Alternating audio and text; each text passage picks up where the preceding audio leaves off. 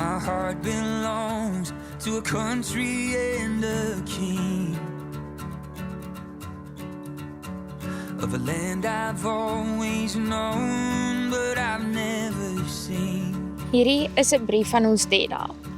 Teda, ons woorde is min, maar ons trane is baie. Daar is beslis nie genoeg woorde in die woordeboek om te beskryf wat so goeie pa jy vir ons hier op aarde was nie. Dankie vir alles wat Teda vir ons gedoen en beteken het, ons altyd eerste gestel het en net die beste vir ons wou gehad het. Teda het vir ons soveel belangrike lewenslesse geleer, wat ons vir altyd sal onthou en by ons dra.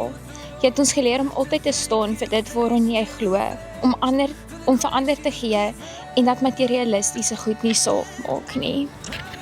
Die Bybel praat van onvoorwaardelike liefde en dit is wat Teda vir ons gewys het.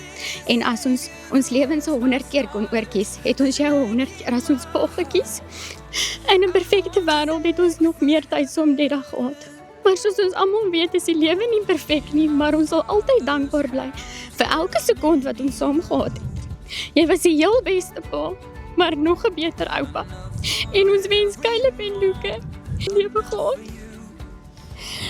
Teda, soos almal sê, jy is 'n vreeslose eyster. Lief jou vir altyd en tot ons mekaar weer sien. Believe in the power of Jesus' name.